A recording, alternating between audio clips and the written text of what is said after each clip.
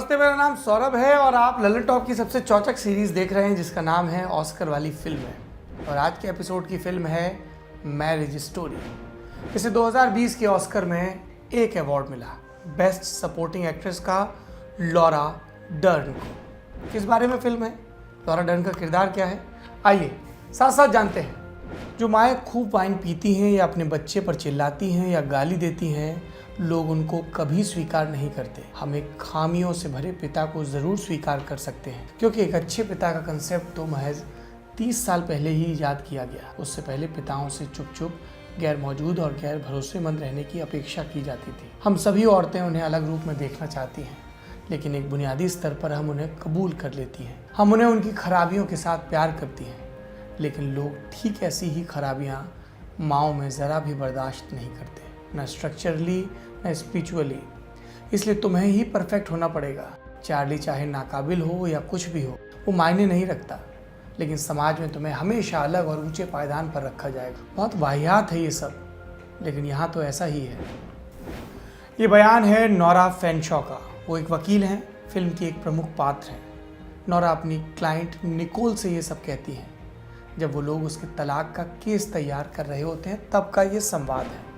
Nicol अपने पति Charlie का जिक्र आने पर उसके लिए गाली यूज़ करती है। कहती है कि वो तो उसे ऐसे ही बोलेगी। इस पर नोरा रोकती है, कहती है कि जब तुम कोर्ट में बात करोगी तो ये भाषा बिल्कुल इस्तेमाल ना करना, क्योंकि ज़माने में औरतों के लिए अलग मानक हैं। आदमी गाली दे तो चलता है, औरत दे तो बुरा मान जाता है। ऐसा ही है समाज। क्या है इस फिल्म का प्लॉट?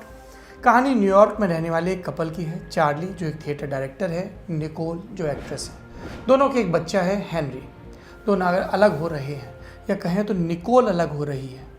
दोनों एक दूसरे के गुणों का बखान करते नहीं थकते, लेकिन अब साथ भी नहीं रह पा रहे, कम्युनिकेट तक नहीं कर पा रहे। साथ रहना तो दूर की बात है। तलाक वाली दूसरी कहानियों के उलट इस कहानी में ये समझने में बहुत वक्त लगता है कि दिक्कत क्या है। वो तब पता चलता है जब निकोल वकील नोरा से मिलती है। नोरा शार्प है, दबंग है, महिलाओं के हकों के लिए लड़ती है। उसे मर्दों के सब पैंतरे पता है। वो मिलती है और पहली मुलाकात में ही नब्ज पकड़ लेती है कि निकोल को दिक्कत क्या है। वो दिक्कत जो निकोल अब तक किसी को समझा नहीं पा रही थी। दरअसल वो सिर्फ 20 साल की थी, यंग एक्ट्रेस थी, तभी चार्ली से मिली थी। और चार्ली क्या था? स्टेज का उभरता हुआ एक्टर और डायरेक्टर। दोनों मिले, शादी कर ली और बच्चा हो गया। फिर मिलकर थिएटर कंपनी चलाने लगे, लेकिन उस कंपनी का चेहरा चार्ली हो गया। निकोल सेकेंडरी हो गई, उसकी हस्ती कम हो गई। वो चार्ली के हिसाब से चलती चली गई, जो वो कभी नहीं चाहती थी। उसे लॉस एंजल्स शिफ्ट होना था, जहाँ उसकी एक्ट्रेस माँ और एक्ट्रेस बहन रहते हैं, लेकिन कभी इतना दृढ़ होकर नहीं बोल पाए कि चार्ली मान जाए। चार्ली को न्यूयॉर्क में रहना था, क्योंकि उसका थिएटर करियर वहाँ पर है। अंदर ही अंदर दोनों के संबंध ठंडे पड़ते गए, उन्हें पता भी नहीं चला। बाद में चार्ली ने अपनी स्टेज मैनेजर से एक बार अफेयर भी किया, और इन्हीं सब वजहों से वो चार्ली से अलग होना चाहती है।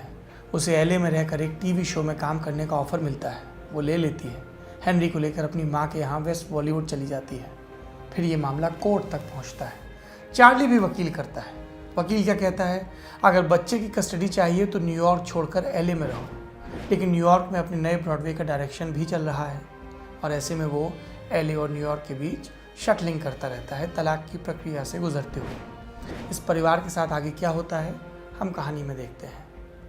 मैरिज स्टोरी की 2 बेस्ट बातें हैं जो खुश कर देती हैं। पहली चीज़, जब निकोल अपनी तलाक की प्रक्रिया के साथ बढ़ती है तो आगे कानून ऐसे होते हैं जो बतौर महिला उसे सशक्त करते हैं। शुरू में जहाँ वो बता भी नहीं पा रही होती है कि परेशानी क्या है, वहीं बाद में वो कॉन्फिडेंट और मुखर हो चुकी होती है।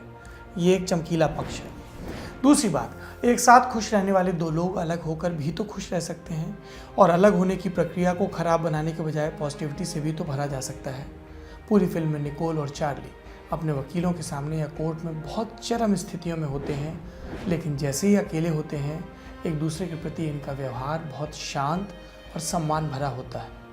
इन्हें एक दूसरे से इतना अच्छा व्यवहार करते देखना दर्शकों को खटकने भी लग सकता है, क्योंकि कुछ स्थितियों में दर्शक उम्मीद करता है कि अब सामने वाला इसका करारा जवाब देगा या लड़ेगा या सबक सिखाएगा, लेकिन ऐसा नहीं होता, जो होना भी नहीं चाहिए। मर्म ये कि रिश्ते का अंत फेल्योर नहीं होना चाहिए। जो भी अंत हो, हम उसे तब भी सेलिब्रेट कर सकते हैं मैरिज स्टोरी के 2 लाजवाब सीन हैं जिनके बारे में अलग से बात की जानी चाहिए। स्टोरी पर बात होती है, डायरेक्शन पर, एक्टिंग पर भी बात हो रही है, लेकिन ये सीन कैसे स्ट्रॉन्ग है। पहला सीन है तलाक के बाद का। चार्ली अपने बेटे हेनरी से मिलने आता है। हेनरी एक लेटर पढ़ रहा है, वो लेटर जो मैरिज मीडिएटर के सामने निकोल ने लिखा था। चार्ली के बारे में वो क्या सोचती है ये बताया। हेनरी देता है तो चार्ली पढ़ने लगता है लेटर। निकोल ने क्या लिखा था इसमें? चार्ली को सब इनसाइड जोक पता होते हैं। वो बहुत ही व्यवस्थित और मुकम्मल इंसान है। वो इस बात को लेकर बहुत स्पष्ट है कि उसे क्या चाहिए, जबकि मैं हमेशा ये बता ही नहीं पाती कि मुझे क्या चाहिए।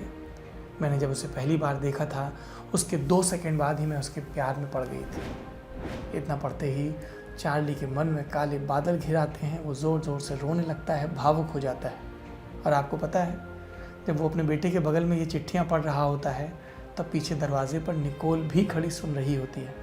उसकी भी आंखें भीग जाती हैं। चार्ली आगे खत पढ़ना जारी रखता है। क्या लिखा है? और मैं उससे प्यार करना कभी भी बंद नहीं करूँगी, चाहे अब सब कुछ खराब हो गया हो। दर्शक भी ये दृश्य देखकर भावुक हो जाते हैं। दूसरा सीन, दोनों कोर्ट से इतर मिलते हैं ताकि आपस में बैठकर मामला सुलझा सकें, लेकिन इनकी बातचीत जहरीली लड़ाई में तब्दील हो जाती है। दोनों बहुत बुरी बुरी बातें बोलते हैं। सबसे विषैली बात चार्ली की होती है। क्या कहता है वो निकोल से? हर दिन मैं सोकर उठता हूँ और उम्मीद करता हूँ कि तुम मर चुकी होगी, जैसे कि मैं ये सुनिश्चित कर लूँ कि हेनरी के लिए यही ठीक होगा। मैं कामना करता हूँ कि तुम्हें कोई बीमारी लग जाए और उसके बाद तुम्हें कोई कार टक्कर मार दे और तुम मर जाओ। भड़ास में फटते हुए ये बोलकर चार्ली घुटनों पर गिर जाता है। हाथों से चेहरा छिपाकर फूट फूट कर रोने लगता है और कहता है, ओह गॉड, ये मैंने क्या बोल दिया। निकोल उसके पास आती है, सर पर हाथ फेरती है। चार्ली उसके पैरों से लिपट जाता है, रोता जाता है, कहता है, मुझे माफ़ कर दो। निकोल कहती है, मुझे भी। कौन है इस चर्चित फिल्म से जुड़े हुए लोग? इस फिल्म को डायरेक्ट किया है नोआ बाम्बाक ने। ये उनकी अब तक की सबसे अच्छी फिल्म मानी जा रही है। पिछले 25 साल के करियर में उनकी अधिकतर फिल्में मज़ेदार और कलरफुल रही, जैसे 2017 में आई द मेरोविट्ज स्टोरीज या फिर 2007 में आई मार्गो एट द वेडिंग। लेकिन इनमें सबसे ज़्यादा खास क्या रही? 2005 में रिलीज़ हुई the squid and the well. इस फिल्म से उन्हें बहुत चर्चा मिली। ये फिल्म उनकी बचपन की यादों के बारे में थी, जब नोआ के माता पिता अलग हो रहे थे। ये film best original screen play के लिए ऑस्कर में नॉमिनेट भी हुई थी। मैरिज स्टोरी में चार्ली का रोल एडम ड्राइवर ने किया है। कमाल के कलाकार हैं। बेस्ट एक्टर का ऑस्कर भले ही न जीत पाए हों, लेकिन सब ने उनकी परफॉर्मेंस की तारीफ की। नोआ के साथ ये उनकी चौथी फिल्म है, दूसरा ऑस्कर नॉमिनेशन है। इससे पहले वो पिछले साल ब्लैक क्लॉन्समैन के लिए भी बेस्ट सपोर्टिंग एक्टर कैटेगरी में नॉमिनेट हुए थे। ड्राइवर की और कौन सी फिल्में आपने देखी पिछले सालों में? द रिपोर्ट और Star Wars The Rise of Skywalker. Nicole यानी चार्ली की पत्नी, उनका रोल किसने किया? स्कारलेट जोहानसन ने। आप ज़्यादातर लोग उनको जानते हैं, मार्वल की सुपर हीरो मूवीज़ में वो ब्लैक विडो बनती हैं। 2019 में आई एवेंजर्स एंड गेम में भी वो थी।